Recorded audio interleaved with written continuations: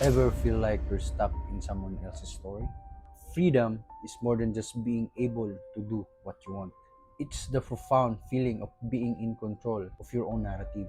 It's the moment you realize that the chains holding you back are often the ones you put on yourself, whether they're from fear, other expectation, or self-doubt. The kind of freedom is deeply personal journey. It's the act of shedding the weight of who you think you should be and embracing who you truly are. It means making conscious choices that align with your values, not just reacting to external pressure. Ultimately, freedom is the ongoing process of writing your own story, chapter by chapter, with courage and authenticity. It's not about having rules, but about living by your own.